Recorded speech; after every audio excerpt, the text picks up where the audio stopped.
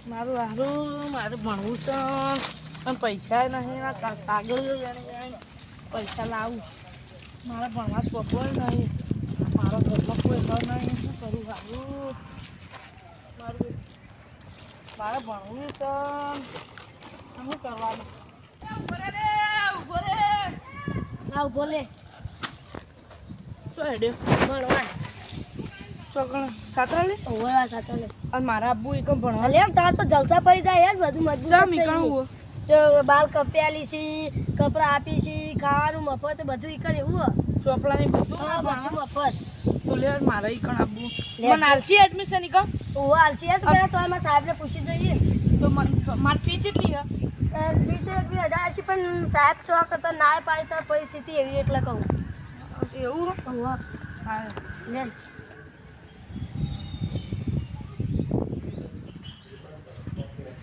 जो हमारी आड़ी निया सर એવું ઓહો મે કમિંગ સર મે કમલું રામ રામ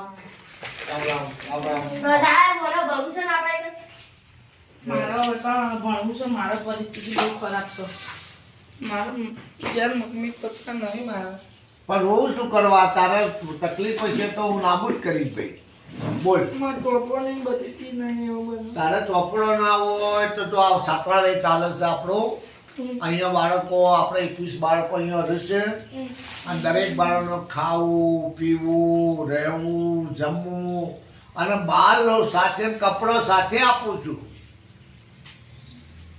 મારે તો સારું મારે એવી પરિસ્થિતિ છે અને બધી સગવડ તારે નોકરી મળે ત્યાં સુધી તારું હોય તને બધે અમે ટેકો કરશું ભાઈ બરાબર તો તારે એડમિશન તારે ક્યાંથી આપવું છે કે હું આજથી જાય તો હા તે શાળાઓ હવે ચાલુ થઈ જશે અને તું ભણવા આવી જા તારે કશું ખાલી એક પેટી લઈને આવવાનું પણ તો ખાટલા છે કપડો છે ગોદડો છે તને બધી સગવડ નાહવાની સગવડ ખાવાની સગવડ બરાબર અને તારા આવી જવાનું બે જવું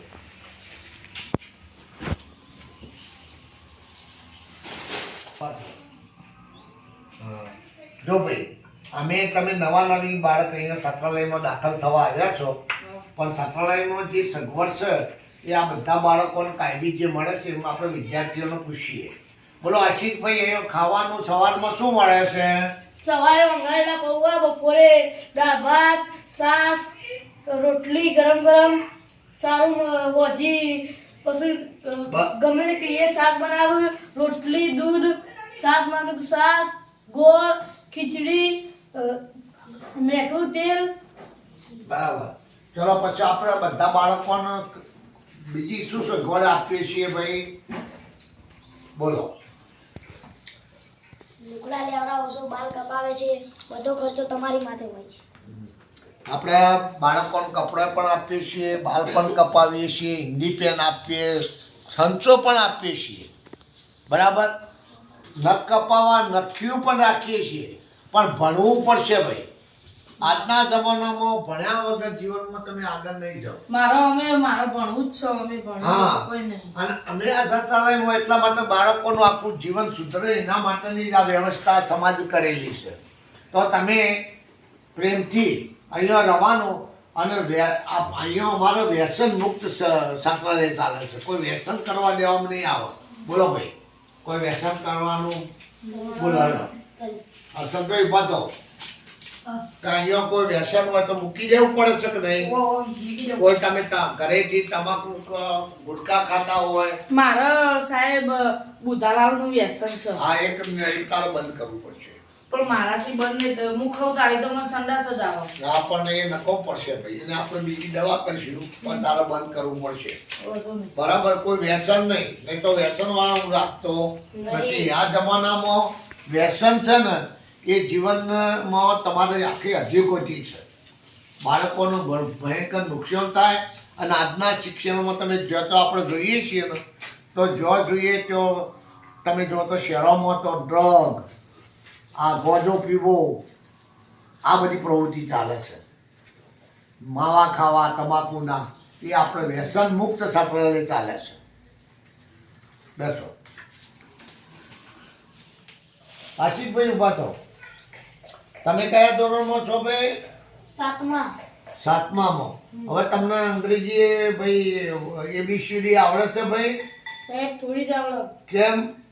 સાહેબ અમારું સાહેબ કાચું ભણાવતા એ શાળામાં ગુજરાતીમાં બધું ભણાવતા ના મોબાઈલમાં ધોન રાખતા સાહેબ. બરાબર. તો કેટલું આવડે છે બેટા? બોલજો તમને અંગ્રેજી ABCD બોલજો. ABCD EFG HIJK એલોમેન પછી સાહેબ નહીં આવડતું. પછી અંગ્રેજી એકડી બેટા અંગ્રેજીમાં એકલી સાહેબ નહીં આવડતી.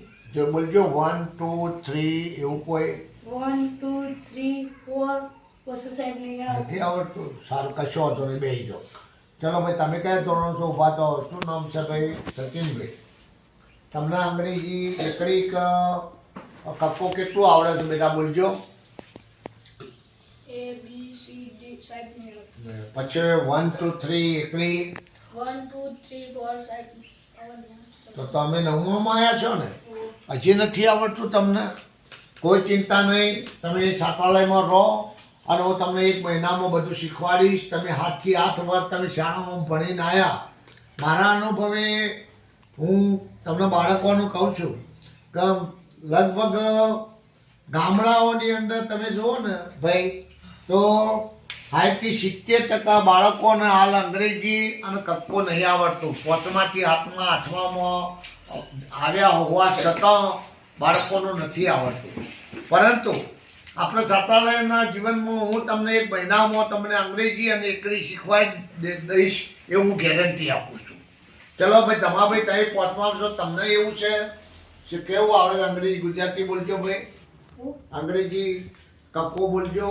ABCD EFG સાહેબ નહીં આવડતું. નથી આવડતું. ચલો પછી એકડી 1 2 3 4 1 2 3 4 5 6 7 8 નહીં આવતું. નથી આવતું. બેસી જાઓ. ચાલો હવે જુઓ ભાઈ, આ મેં કીધું એમ અત્યારે હાલ અમુક એરિયાની અંદર અમુક શિક્ષણ કથળતું જાય છે. સરકારશ્રીએ પણ ધ્યાન આપવાની જરૂર છે એવું મારું માનવું છે.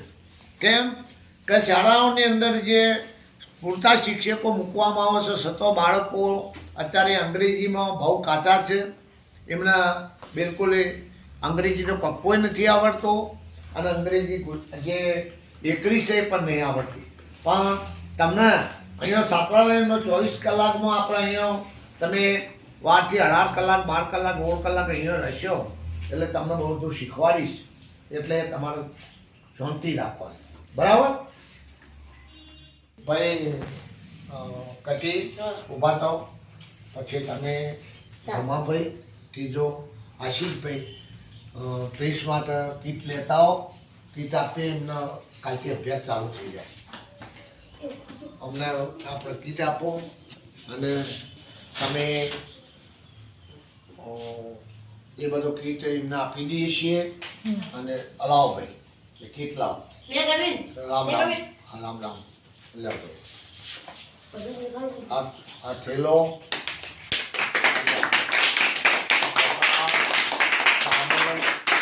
આ કપડા તમને ફ્રી ઓફ આપવામાં.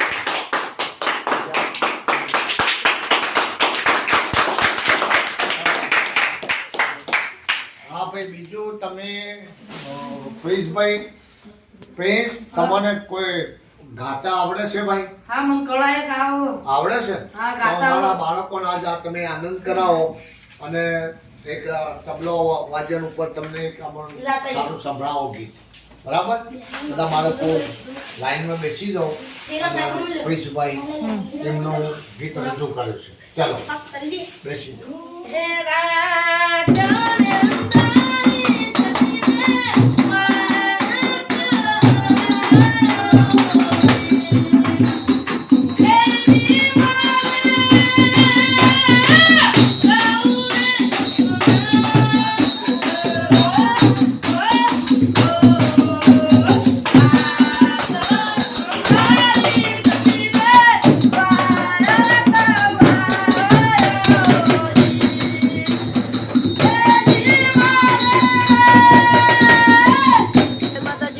હું છું ઠાકોર પ્રિન્સ ચંપુજી અને તમને અમારો વિડીયો ગમ્યો હોય તો લાઈક કરજો, શેર કરજો, સબસ્ક્રાઈબ કરજો અને ઢંકુડી દબાણ ભૂલતા નહીં. ટિંગ.